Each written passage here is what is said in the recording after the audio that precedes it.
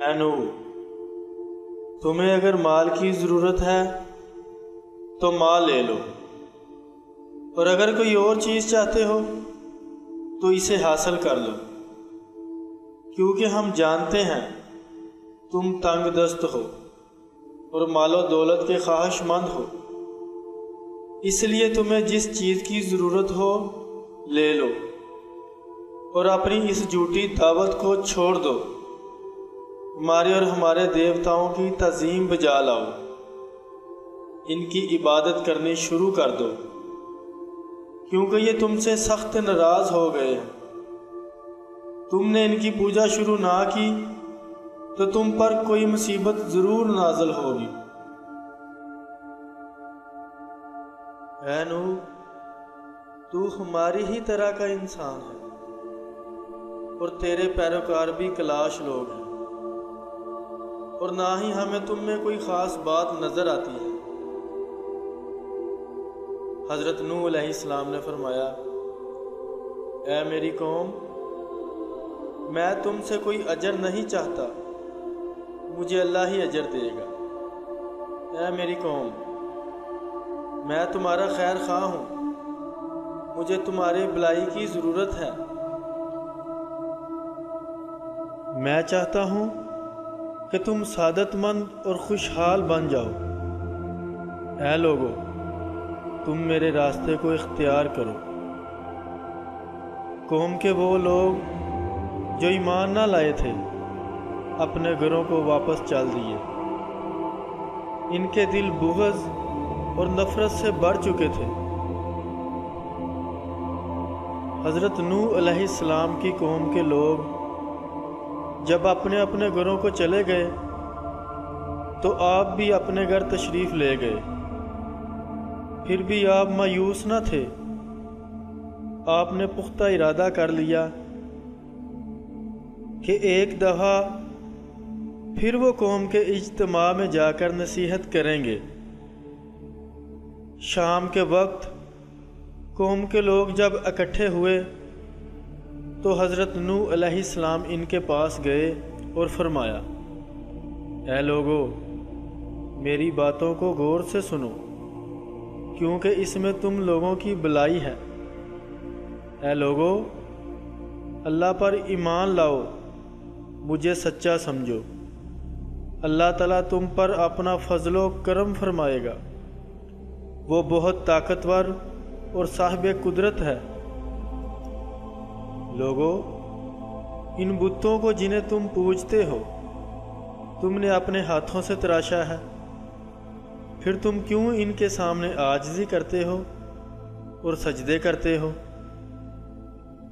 جس طرح مجھے یقین ہے اسی طرح تمہیں بھی ہے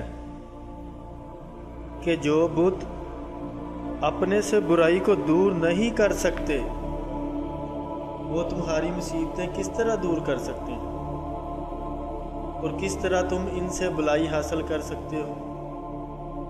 ذرا غور کرو، اللہ تمہیں سیدھے راستے کی ہدایت فرمائے، وہ اچھا مددگار ہے۔ ایک شخص کھڑا ہو کر کہنے لگا، لوگو، اگر تم نے اپنی اس ضلالت کو ترک نہ کیا تو تم ہلاک ہو جاؤ گے۔ ایک کافر کھڑا ہوا اور کہنے لگا، میرے خیال میں تمہارا دماغ خراب ہو گیا ہے، تم کس طرح اپنے دیوتاؤں کی توہین کرنے کے مجاز ہو؟ تمہیں ان کے خلاف بولنے کی جرأت کیسے ہوئی؟ جو کچھ تم نے کہنا تھا کہہ دیا، مگر اب یہاں سے دور ہو جاؤ ورنہ ہلاک ہو جاؤ گے۔ تیری پیروی تو ان لوگوں نے کی ہے جو تیری طرح کلاش تھے، اور ہر فقیر نے تیری دعوت کو قبول کر لیا ہے۔ ہم تو اس میلے کچیلے آدمیوں کے ساتھ مل بیٹھنے کو اپنی توہین سمجھتے ہیں اور ان کے ساتھ بیٹھنے کو تیار نہیں۔ ہم بہت مالدار اور بڑے رئیس ہیں، ہم تو ان آدمیوں کے ساتھ بیٹھتے ہیں جن کا کھانا پینا اچھا ہو اور جن کے پاس دولت کی فراوانی ہو۔ پھر حضرت نوح علیہ السلام نے فرمایا، میں اللہ سے ڈرتا ہوں، ان فقیر و محتاج لوگوں سے جدا ہونے سے میں اللہ کی گرفت سے خوف کھاتا ہوں، کیونکہ یہ لوگ اپنے رب پر ایمان لائے ہیں اور انہوں نے میری تصدیق کی ہے، حق کی پیروی کی ہے۔ یہ لوگ تو میرے معین و مددگار ہیں۔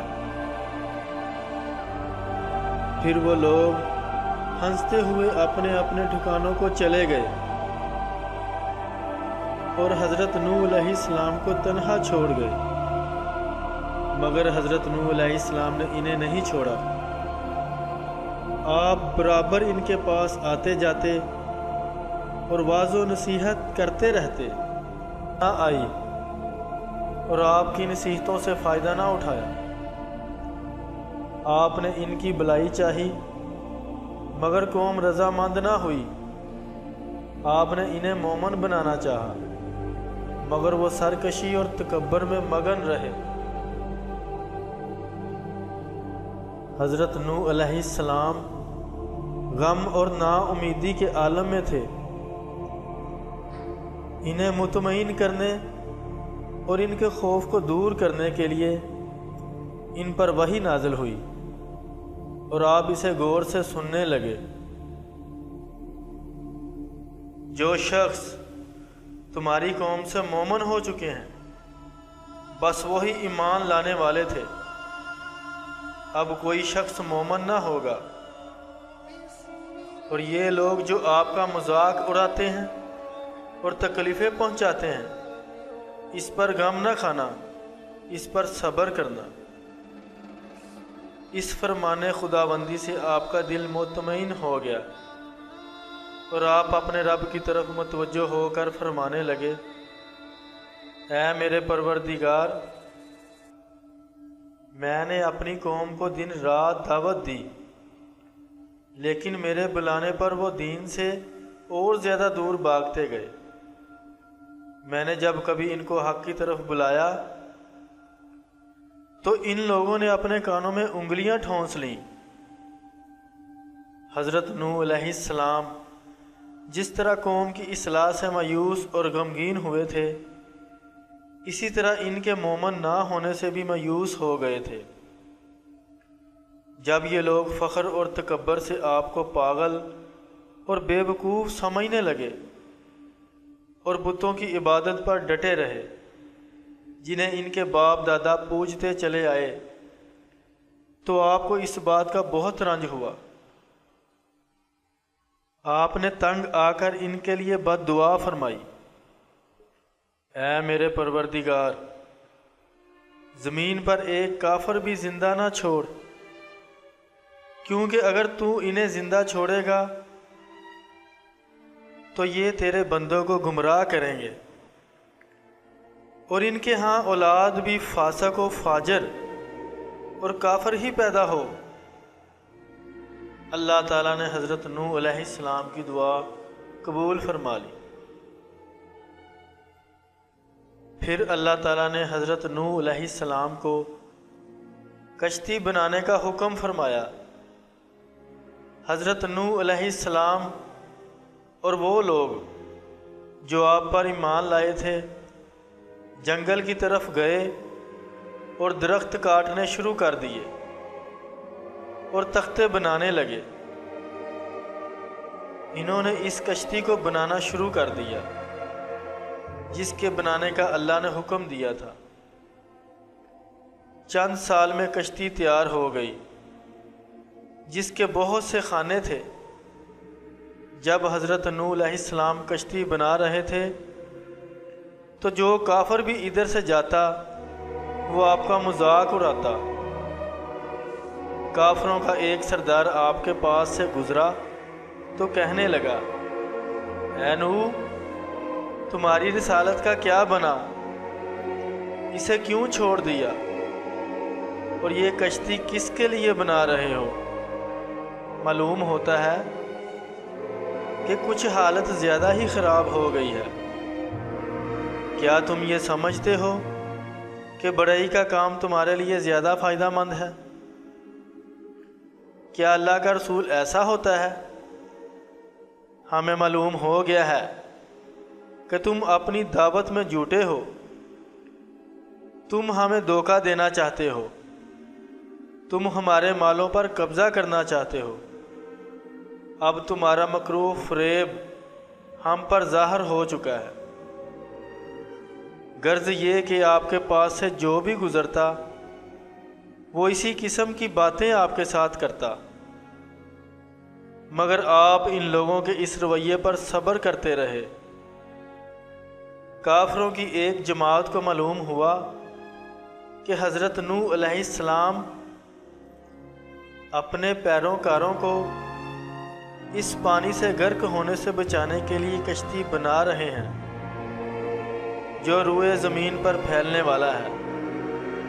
تو یہ جماعت آپ کے پاس گئی اور آپ سے کہا، اے نوح، ہمیں معلوم ہوا ہے کہ تم اپنے ماننے والوں کو غرق ہونے سے بچانے کے لیے یہ کشتی تیار کر رہے ہو، کیا واقعی یہی بات ہے؟ حضرت نوح علیہ السلام نے فرمایا، تمہیں خود معلوم ہو جائے گا کہ جو میں کہتا ہوں اس میں سچا ہوں۔ وہ کہنے لگے، وہ عذاب کب آئے گا؟ اور جس پانی میں تمہاری کشتی چلے گی وہ کہاں ہے؟ آپ نے فرمایا، پانی آنے ہی والا ہے، تم سب اس میں ڈوب مرو گے۔ کافر کہنے لگے، اب تو ہمیں یقین ہو گیا کہ تم غیر معقول قسم کی باتیں کرتے ہو، تم تو دیوانے ہو، جو چاہے بناتے رہو۔ حضرت نوح علیہ السلام نے کشتی تیار کر لی۔ جب مقررہ وقت آیا تو اللہ نے حکم دیا کہ اس میں اپنے پیروکاروں کو سوار کرو اور ہر قسم کے جانور، پرندے، کیڑے مکوڑے، جنگلی جانور وغیرہ کے نر و مادہ جوڑے بھی اس میں سوار کرو۔ چنانچہ اللہ کے حکم کے مطابق آپ ہر قسم کے پرندوں کا جوڑا اپنے ساتھ لے آئے، گھوڑے، گدھے، پالتو جانور بھی لے آئے، بچھو اور ہر قسم کے رینگنے والے کیڑے مکوڑے بھی آپ کے ساتھ آئے۔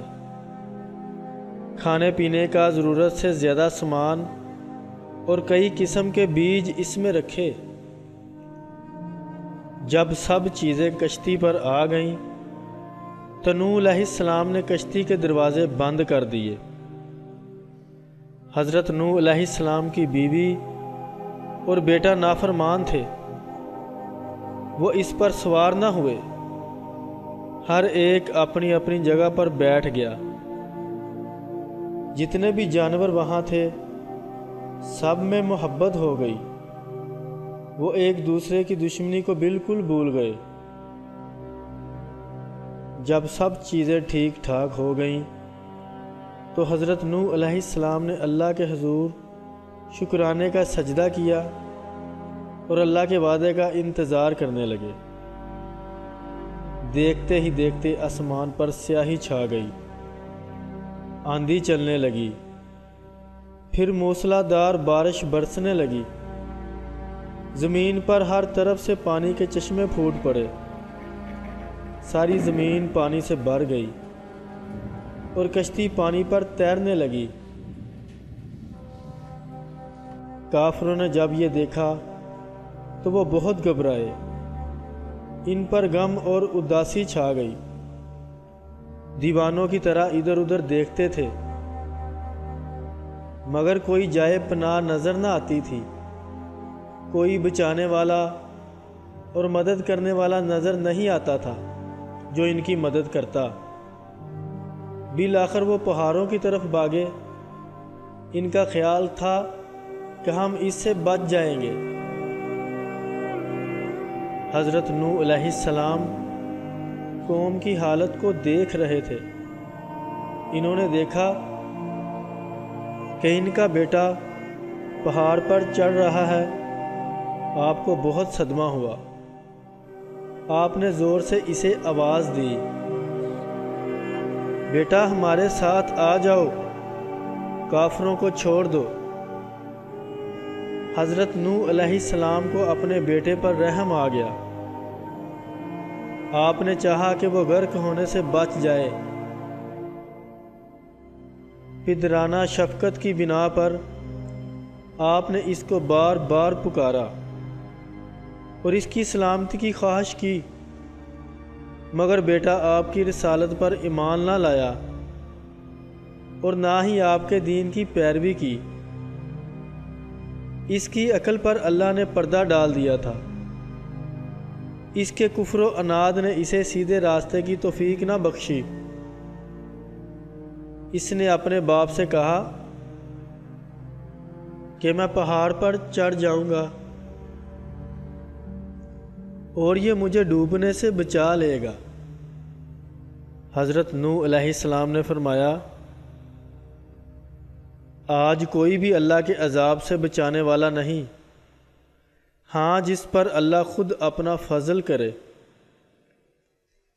دیکھتے ہی دیکھتے پانی نے کافروں کے ساتھ آپ کے بیٹے کو بھی غرق کر دیا اور ان کے تمام دیوتا بھی قہر الہی میں ڈوب گئے۔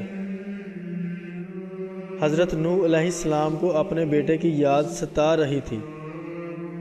آپ نے اللہ سے درخواست کی، اے پروردگار،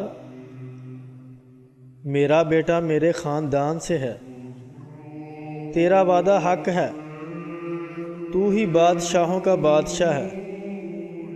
اللہ تعالیٰ نے فرمایا، تیرا بیٹا تیرے خاندان سے نہیں، کیونکہ اس کے عمل برے ہیں۔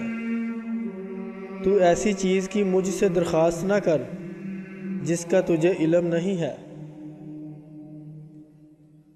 حضرت نوح علیہ السلام نے اپنے پروردگار سے معافی مانگی۔ کشتی اللہ کے فضل سے بڑی بڑی موجوں، تیز آندھیوں اور موسلا دار بارش میں چلتی رہی۔ پانی نے جل تھل کر رکھا تھا، پہاڑوں کی چوٹیاں بھی پانی میں ڈوب چکی تھیں۔ اللہ کے رسول کے سب دشمن پانی میں غرق ہو گئے تھے۔ اللہ کے عذاب سے صرف وہی لوگ بچے تھے جو حضرت نوح علیہ السلام پر ایمان لائے تھے۔ ایسے جانور اور پرندے بھی عذاب الہی سے محفوظ تھے جن کا جوڑا جوڑا کشتی میں موجود تھا۔ پھر اللہ نے بارش کو رکنے کا حکم دیا اور زمین سے کہا کہ سارا پانی نگل لے۔ حضرت نوح علیہ السلام کی کشتی جودی نامی پہاڑ پر لنگر انداز ہوئی۔ پھر حضرت نوح علیہ السلام نے کھڑکی کھول کر دیکھا تو آپ کو زمین نظر آئی۔ سورج اپنی سنہری شعاعیں کائنات پر پھیلا رہا تھا۔ اس نظارے سے آپ بہت خوش ہوئے۔ آپ نے اپنے ساتھیوں کو بھی اس کی خبر دی۔ وہ سب بہت خوش ہوئے، اللہ کا شکریہ ادا کیا اور اس کی حمد و ثنا کے گیت گانے لگے۔ پھر انہوں نے حضرت نوح علیہ السلام سے درخواست کی کہ کشتی کے دروازے اور کھڑکیاں کھول دی جائیں تاکہ وہ باہر آئیں۔ جب زمین اچھی طرح خشک ہو گئی اور اس پر چلنا پھرنا ممکن ہو گیا تو اللہ تعالیٰ نے حکم دیا، اے نوح، تجھ پر سلامتی ہو اور ہماری برکتیں، اللہ کی رحمتیں ان پر بھی ہوں جو تیرے ساتھ ہیں۔ حضرت نوح علیہ السلام نے